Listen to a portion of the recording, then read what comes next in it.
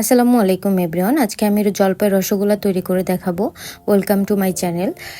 এই রেসিপিটা খেতে খুবই মজা হয়। এটা হচ্ছে টক ঝাল মিষ্টি একটা ফ্লেভার থাকে, আর এটা হয়তো অনেকেই অনেকভাবে তৈরি করেন। আমরা খুবই ইজি উপায় তৈরি করি। তো শুরুতেই হচ্ছে সরিষার তেল দিয়ে দিলাম একটি কড়াইতে, তারপরে হচ্ছে আখের গুড় দিয়ে দিলাম। আমরা অলওয়েজ আখের গুড় দিয়ে ট্রাই করি আচার বানানো। এতে হচ্ছে কালার, ফ্লেভার অ্যান্ড সুইটনেসটা খুবই সুন্দর থাকে।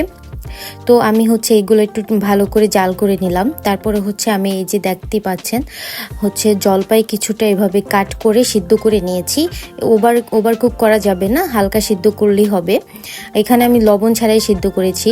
যেই আমার মিশ্রণটা হয়ে যাচ্ছে প্রায়, তো তখন আমি জলপাইগুলো দিয়ে দিলাম এটার ভিতরে। জলপাইগুলো দিয়ে খুব সুন্দর করে দিতে হবে এবং দিয়ে কিছুক্ষণ ধরে রান্না করতে হবে। তো আমি আস্তে আস্তে করে সব জলপাইগুলো দিয়ে দিচ্ছি। তাড়াহুড়া করা যাবে না, তাড়াহুড়া না করে খুব সুন্দর করে আস্তে আস্তে করে আপনারা কাজটা করবেন। আর একটু দিয়ে আর একটু নাড়িয়ে দিবেন যাতে নিচে না লেগে যায়, এটা একটু খেয়াল রাখবেন। তো দেওয়ার পর আমি খুব ভালো করে এগুলোকে নাড়াচাড়া দিয়ে এবং হচ্ছে কিছুক্ষণ কুক করে নেব। আরও আধা ঘন্টা আমি এটার মধ্যে কুক করে নেব, যাতে জলপাইয়ের ভিতরে যদি এক্সট্রা কোনো ওয়াটার থাকে সেটা চলে যায়।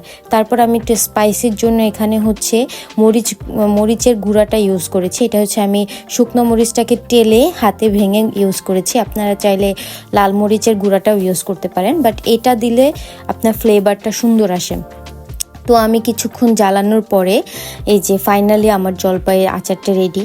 তো এটা খুবই মজা হয়েছে খেতে। Thanks for watching. Like, comment and subscribe করে আমার পাশে থাকবেন। Thank you.